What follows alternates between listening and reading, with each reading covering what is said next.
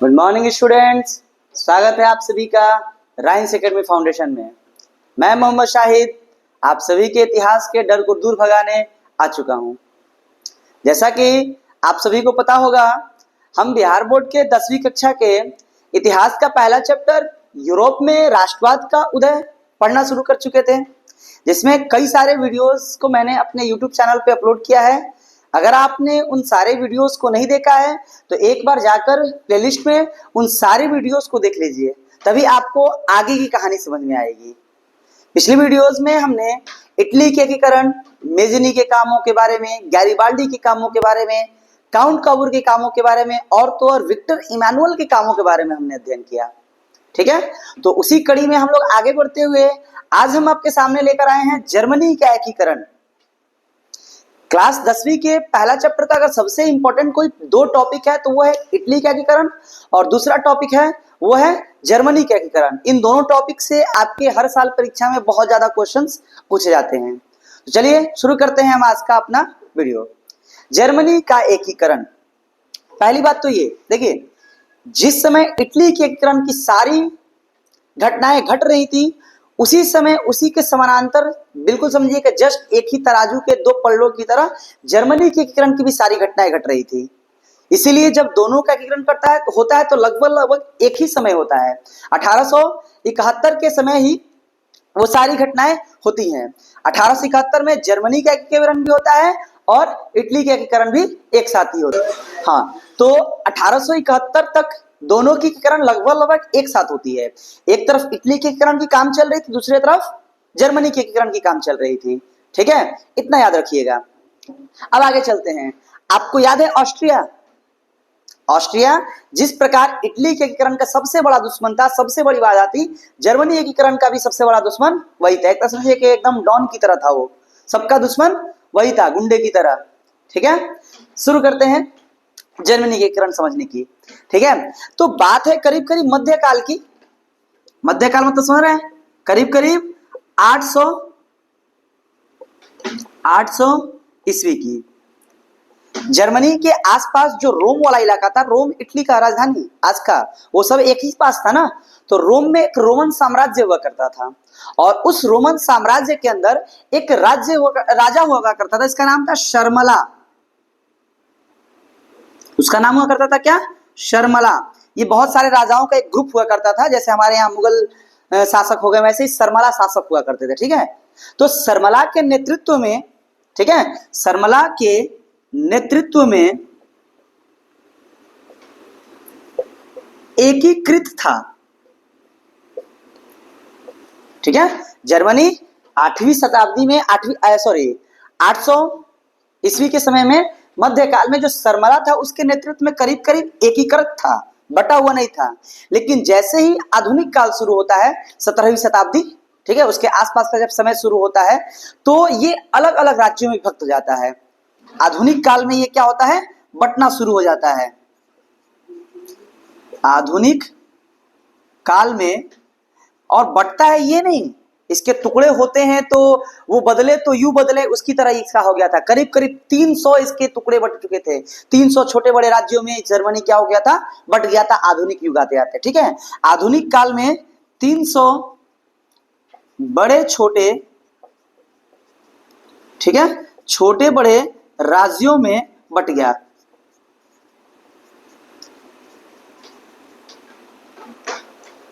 ठीक है, इतना हमने देख लिया कि मध्यकाल में शर्मला के नेतृत्व में एकीकृत था, लेकिन जैसे आधुनिक काल की शुरुआत होती है 300 छोटे बड़े राज्यों में क्या हो जाता है? बट जाता है। और अब बटता है तो इसके ज्यादातर दो भाग हैं, एक दक्षिण जर्मनी और दूसरा उत्तर जर्मनी। ठीक है, तो दक्षिण जर्मनी और इधर हमारा उत्तर जर्मनी। तो उत्तर जर्मनी में प्रोटेस्टेंट मत को मानने वाले लोगों की जनसंख्या ज्यादा थी। आपको पता है ईसाई के दो ग्रुप है, प्रोटेस्टेंट और कैथोलिक। तो उत्तर जर्मनी,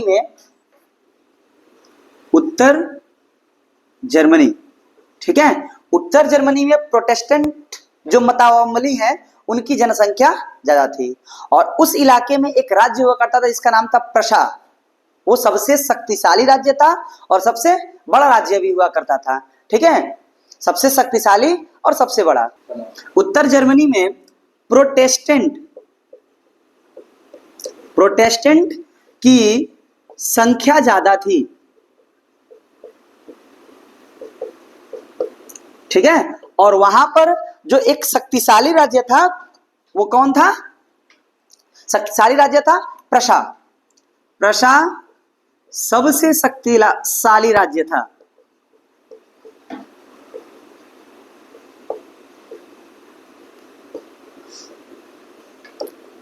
ठीक है, जो 300 छोटे बड़े राज्यों में बटा हुआ था, तो उसमें प्रशा सबसे शक्तिशाली राज्य था।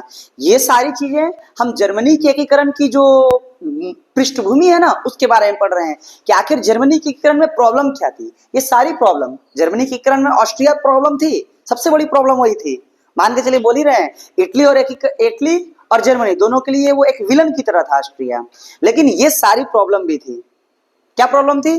कि उत्तर जर्मनी में प्रोटेस्टेंट की संख्या ज्यादा थी और प्रशा उसमें सबसे शक्तिशाली राज्य हुआ करता था। उस एरिया में अपना प्रभुत्व उसने बनाया हुआ था। अब रही बात दक्षिण जर्मनी की। किसकी बात रही? दक्षिण जर्मनी। इसको हम लोग बाउंड्री कर देते हैं। ठीक है, तो दक्षिण जर्मनी में कैथोलिक की जनसंख्या ज्यादा थी,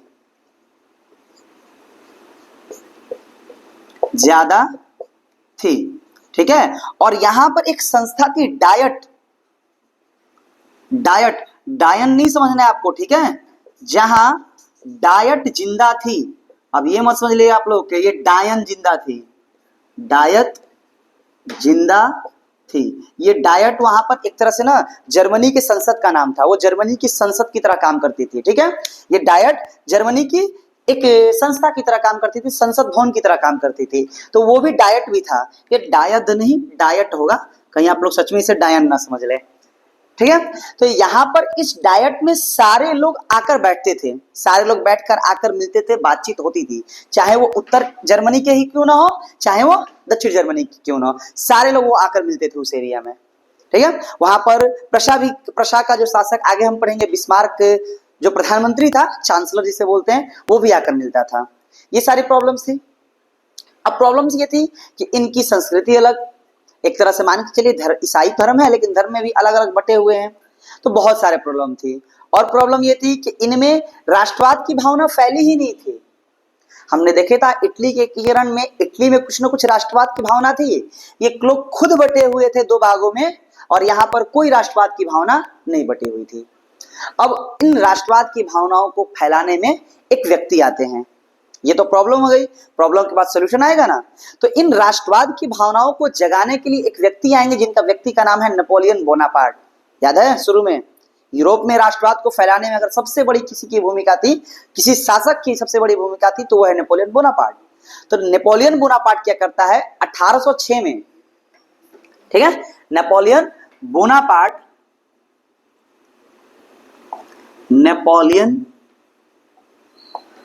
1806 में जर्मनी के राज्यों को जीत लेता है।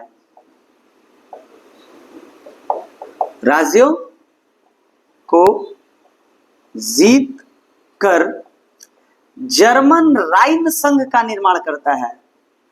राइन संघ का निर्माण करता है। ठीक है, 1806 में जर्मनी के राज्यों को जब नेपोलियन बोनापार्ट निकला था पूरे यूरोप को जीतने के लिए, तो पहुंचता है जर्मनी का जो भी राजा उसमें था, कूटता है खूब अच्छे से, कूट के वहां इसका जितना एरिया था उसको मिला के एक जर्मन राइन संघ बनाता है। राइन राज्य संघ या राइन संघ, ऐसे कई जगह नाम आते रहते हैं, वो बनाता है। अब कहीं ना कहीं इस घटना के बाद जर्मनी की एकीकरण की एक दिशा तय होने लगी थी। इसके कामों ने कहीं ना कहीं लोगों के मन में राष्ट्रवाद की भावनाओं को भी फैलाया था। ठीक है, तब तक हम 1 मिनट इसको क्लीन कर लेते हैं, उसके बाद नेपोलियन ने क्या कहा उसकी घटनाओं को हम पढ़ रहे हैं। ठीक है, ठीक है, तो नेपोलियन क्या करता है, नेपोलियन 1806 में जर्मनी के राज्यों को जीतकर जर्मन राइन संघ का निर्माण करता है। एक इसने काम कर दिया, और कहीं ना कहीं इसने जर्मन में राष्ट्रवाद की भावना को बढ़ाने में मदद किया और एक एकीकरण की दिशा तय की। अब जर्मनी के जितने बुद्धिजीवी लोग थे, जैसे हिगेल, जिन्होंने ऐतिहासिक द्वंद्ववाद का सिद्धांत दिया था, उसके बारे में आप सीनियर कक्षाओं में जरूर पढ़ेंगे। एक काउंट नाम के व्यक्ति थे। इन सारे लोगों ने जर्मनी में कहानियों के माध्यम से, अपनी किताबों के माध्यम से, चित्रों के माध्यम से कहीं ना कहीं राष्ट्रवाद को फैलाने में उन्होंने सहायता दी। इन सारे साहित्यकारों की वजह से कहीं ना कहीं जर्मनी में राष्ट्रवाद की भावना धीरे धीरे पनपने लगी, बढ़ने लगी। अब इसमें इस जो घटना घट रही थी, इसमें आग में घी डालने का काम करेगा वही फिर से 1830 की फ्रांसीसी क्रांति। याद है आपको, जब फ्रांस सीखता है तो पूरे यूरोप को सर्दी लगती है। वो कहावत बार बार याद रखिएगा, मेटरनिक ने जो कहा था, जब जब फ्रांस सीखता था सर्दी लगती थी। तो 1830 में जो फ्रांसीसी घटना हुआ था, उसकी वजह से जर्मनी के कुछ क्षेत्रों में आंदोलन होने लगे।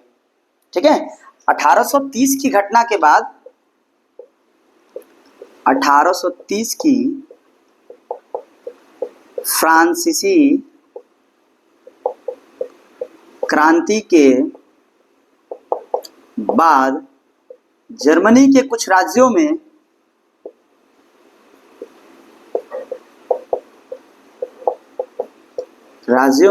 आंदोलन होने लगे।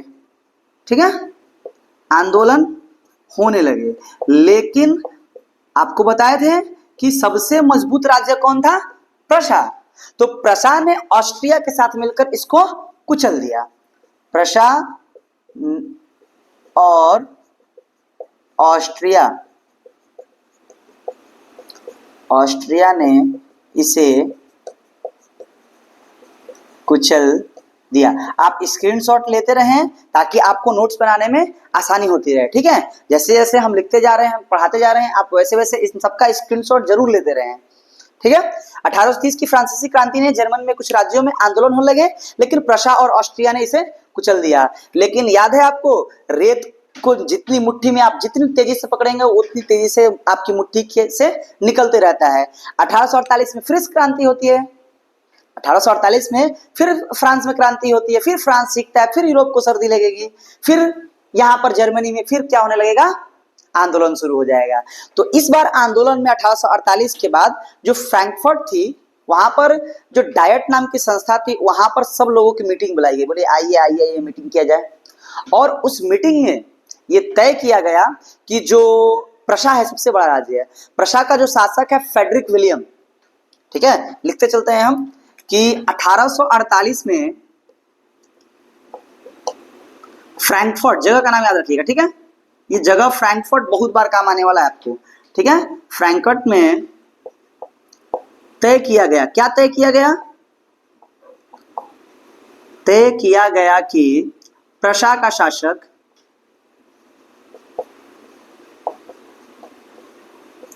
फ्रेडरिक विलियम जर्मन राज्यों का नेतृत्व करेगा। जितने भी छोटे बड़े राज्य थे उनका कोई एक लीडर होना चाहिए ना, तो जर्मन राज्यों का क्या करेगा? नेतृत्व करेगा। और अगर मान लो भविष्य में कभी इसका एकीकरण होता है तो एकीकरण भी इसी के नेतृत्व में होगा। एकीकरण भी इसी, यानी किसके? फ्रेडरिक विलियम, इसी के नेतृत्व में होगा। ठीक है, इतना समझ में आ गया। लेकिन बचवा ये फ्रेडरिक विलियम खुद एक कट्टर राष्ट्रवादी विचारा का समर्थक, पुरातन व्यवस्था का समर्थक था। उसने खुद इस सिस्टम को, जो सारे लोगों ने इनका नाम किया था, उसको मानने से इनकार कर दिया। बोला कि हमको नहीं चाहिए भाई, हमको नेता नहीं बनना, हमको नेतृत्व चाहिए नहीं। इसने ऐसा क्यों किया? आपके मन में सवाल आएगा। तो इसने ऐसा इसलिए किया क्योंकि यह ऑस्ट्रियाई संघर्ष से बचना चाहता था। ये नहीं चाहता था कि ऑस्ट्रिया से और हमारा लड़ाई हो, क्योंकि जाहिर सी बात है ऑस्ट्रिया वहां के आसपास के एरिया में घिरा हुआ था। उसने जर्मनी के एकीकरण की सबसे बड़ी बाधा बना हुआ था वो। तो जाहिर सी बात है कि एकीकरण करना नहीं देगा, और जब ये एकीकरण का प्रयास करेगा तो दोनों में क्या होगा? विवाद होगा, लड़ाई झगड़ा होगा, लातमुक्की हो जाएगा। तो ये उससे लड़ना नहीं चाहता था, इसलिए बोला कि नहीं, मुझे नहीं चाहिए। और प्रॉब्लम क्या थी कि जो दक्षिण इटली के राज्य थे ना, दक्षिण इटली के राज्य, वो भी क्या करने लगे? इस जो प्रस्ताव को पास किया गया इसका विरोध करने लगे। बोले नहीं नहीं नहीं, एकीकरण इसके नेतृत्व में तो बिल्कुल होना नहीं चाहिए। एकीकरण होगा ही क्यों? और फिर क्या होने लगे, कई छोटे बड़े राज्यों में आंदोलन उठ खड़े हुए, लोग विद्रोह करने लगे और जो राजा थे वो भी विद्रोह करने लगे। तो ऑस्ट्रिया और प्रसा दोनों ने मिलकर खूब अच्छे से दम भर कूट दिया। ठीक है, इतनी सारी कहानियां थी हमारी कि दम भर दोनों ने कूट दिया। अब कूटने के बाद कुछ होगा ना, तो होता यह है कि फ्रेडरिक विलियम जो है इसकी मृत्यु हो जाती है। फ्रेडरिक विलियम की मृत्यु होती है और फ्रेडरिक विलियम की मृत्यु के बाद उसका भाई विलियम, देखिए ये फ्रेडरिक विलियम है और उसका भाई सिर्फ विलियम है। विलियम राजा बनता है, कहाँ का, प्रशासा का शासक बनता है, जो कि राष्ट्रवादी विचारों का समर्थक था और थोड़ा अच्छे किस्म का व्यक्ति था, अच्छे स्वभाव का व्यक्ति था। वो जर्मनी के एकीकरण करना चाहता था। वो जानता था कि जर्मनी का एकीकरण कोई करेगा तो सिर्फ और सिर्फ प्रशा ही कर सकता है, किसी और की बस की बात नहीं। कहता था हमारा अलावा मैं नहीं तो कौन बे, उसका कहना यह था। वो कहना चाहता था कि जर्मनी के एकीकरण होगा तो सिर्फ और सिर्फ किसके नेतृत्व में होगा, प्रशा के नेतृत्व में होगा। इसलिए उसने क्या किया, विलियम, फ्रेडरिक विलियम नहीं, सिर्फ विलियम ने वहां की जो सिस्टम थी, सारे सिस्टम को सुधारने का प्रयास किया, लोगों को खुश करने का प्रयास किया, वहां की राजनीति को बदलने का प्रयास किया ताकि लोग खुश हो, क्योंकि लोग खुश होंगे तभी तो जुड़ेंगे। और उसने एक महान क्रांतिकारी बिस्मार्क को क्या किया, अपना चांसलर यानी कि प्रधानमंत्री बनाया। ठीक है, और आगे की काम, जर्मनी की एकीकरण का काम सिर्फ एक व्यक्ति मान के चलिए, अकेला बिस्मार्क कर देता है। किसकी सहायता से, विलियम के साथ। आपके बिहार बोर्ड में 5 नंबर में ये क्वेश्चन जरूर पूछे जाते हैं, अक्सर पूछे जाते हैं कि विलियम, इसे विलियम वन भी कहा जाता था। ठीक है, जो ये विलियम बनेगा इसे विलियम वन कहा जाता था। तो विलियम वन के बगैर या विलियम एक के बगैर जर्मनी का एकीकरण संभव नहीं था। कैसे, तो आप लिख सकते हैं कि विलियम वन ने क्या किया, वहां के सिस्टम को सुधारा, वहां के लोगों की स्थिति को सुधारने का प्रयास किया, यातायात की व्यवस्था को सही किया, मापतौल की व्यवस्था को सही किया, जिससे लोग आपस में जुड़ने लगे। और तो और उसने महान क्रांतिकारी बिस्मार्क को भी प्रधानमंत्री बनाया। ठीक है, तो बिस्मार्क के बारे में और एकीकरण की घटनाओं के बारे में हम अगले वीडियो में विस्तार से पढ़ेंगे। तब तक के लिए अगर आपने हमारा पिछला वीडियो नहीं देखा है तो एक बार प्लेलिस्ट में जाकर उन वीडियोस को देखें, और अगर आपको ये वीडियो पसंद आया तो हमें कमेंट करें, लाइक करें, दोस्तों के साथ शेयर करें, और हाँ, हमारे चैनल को सब्सक्राइब करना ना भूलें। तब तक के लिए मिलते हैं अगले वीडियो में। जय हिंद, जय भारत।